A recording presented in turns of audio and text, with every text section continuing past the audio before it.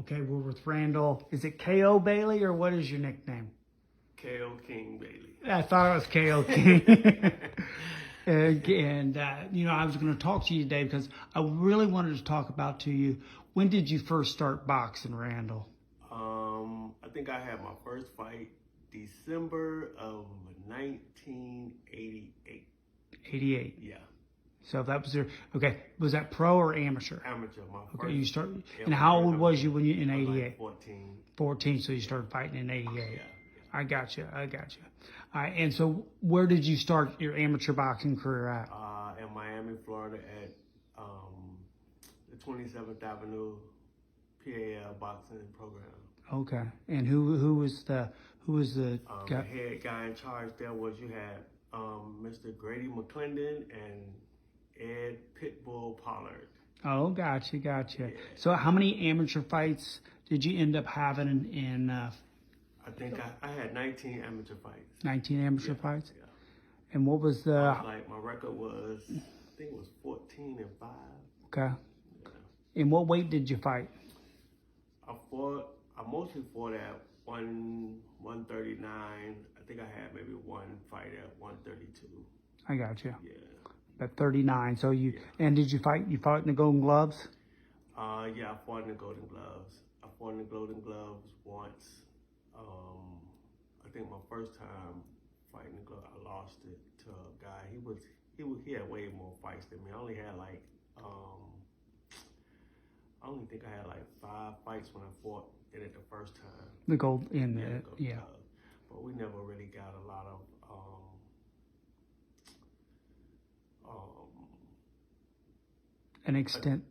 extensive. Yeah. Because our gym, they didn't really look at our gym as one of the top gyms. I got we you. didn't get a lot of recognition. I got it.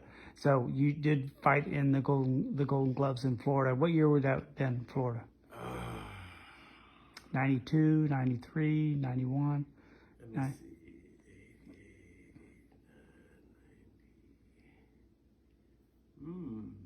Probably was... And you only fought in the Golden Gloves how many times? Once. Just once? Yeah, I wasn't even open yet. Only had maybe 5 or 6 fights? Yeah. Gotcha. So you was really young. Yeah. All right. So you really flourished more as a pro, correct? Yeah, I always had a more pro style because a lot of the pros that used to be in our gym, I was sparring with pros at an early From the age. beginning, pretty much. Yeah. Yeah. All right. And where did that God-given punching power come from?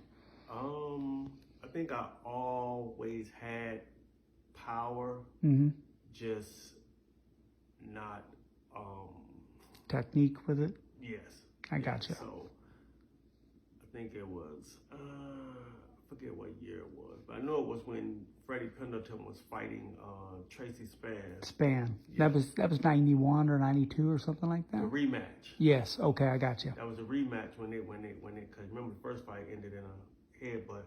Yes. So in the second fight, Tommy Brooks came to Miami to join the team, and I would always be in the gym. Freddie would come pick me up.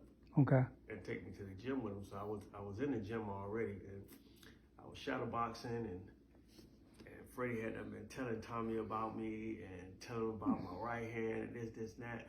So I was in the gym shadow boxing. And you started working out with Freddie Pendleton. Yeah. I was only 16, maybe 15, 16 years old. Got it. And Tommy pulled me to the side. He was like, "Here, I want you to practice this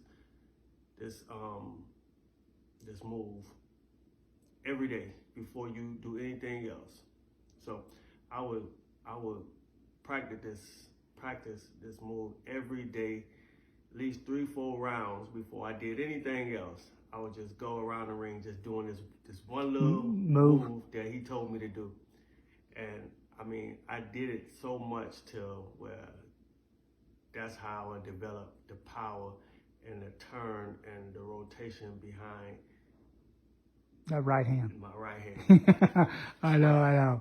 Now, I saw you fight. Okay, so you started moving up And when did you first get a world title shot? Was it against the WBO? Was that Carlos? Yeah. What year was that, and who was it again? That was in '99. Bolio Gonzalez. Ben Gonzalez. Yeah. And where was that fight? California? No, I was in Miami. Miami? Yeah, my hometown. Your hometown. Yeah. And see, so where exactly would you say you was born at? Where was you born? I was born in Miami. In Miami? Yeah. Florida. Yeah. Okay. All right. And you fought there for a long time, right? Yeah. Florida. Yeah. And, you had, at least 4 or 5 fights here in Indiana, correct? I think I had more than that. Yeah, you had a lot of fights. Okay, now I'm going to talk about Keith Boggs. Now, how do you know Keith Boggs? Keith was the second part of my managerial team. Mm-hmm. So I think we got with Keith, and he kind of. Yeah, I think it was in like 90, 97. And he was more like, help you get fights, help you Yeah. financially or whatever you guys needed to get to the next level, right? Yeah, Keith was a big part of that program. So you won the 140-pound world title in what year? In 99. 99, the WBO, correct? Yes. All right. And then you won this nice IBF title. 2012. And that was at 147? Yes. And who did you win the world title from in there? Mike Jones. Mike Jones. Yes. So you're a 2-division world champ. Yes. The WBO and the IBF. Yeah. I had the WBA. Well, this is the situation. Okay. I was slated to fight for the WBA world title. Got it. And Diabeles Hurtado, he had pulled out of the fight at least 2 or 3 times prior to us fighting. So after he pulled out, Don had talked to the WBA and was like, look, this guy done pulled out of the fight 3 or 4 times. Why should Randall have to sit back and wait for him to get his thing together? So they had approved me to fight for the title. For the WBA. Yeah, prove for me to fight for the WBA title against Demetrius Ceballos. Because I think he was the next eligible opponent that accepted the fight. So prior to the fight happening, I think the day of the weigh-in, we know that the WBA had pulled back on their decision because of Hurtado saying. So you didn't get a fight but you didn't. I ended up fighting for the interim version of the WBA. WBA, I got you. And then after I won, they sued and said that I had to fight Hurtado in 90 days. Not having I it. mean, I never pulled out, but I should have never agreed to the fight. I should have took a little more time because I had been waiting a whole year to fight Hurtado for this title after he had done pulled out. So who was your manager as a pro? I had Jerry Attardi and Keith Boggs. Okay, both of them. Yeah. And then who was your trainer? Al Banani. Al Banani. Yeah. Yeah. From Miami? Yeah. Yeah. So, and then you got the world title. And how many times did you fight on HBO? Ooh. 1, 2, 3. I think 3 or 4 times. 3 or 4 times. Yeah. And did you ever fight on Showtime? Yes. You fought on Showtime? Yeah, I fought on Showtime about the same amount of time. About that time. 4 times. Most of your world title fights, correct? Yeah. And that was when you really became a big star, correct?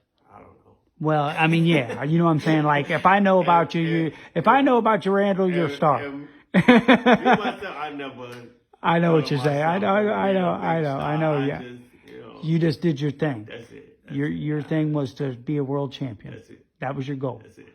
And I don't even think it was a goal of mine. I just always knew that you were going to be a world champion. Yeah. Yeah.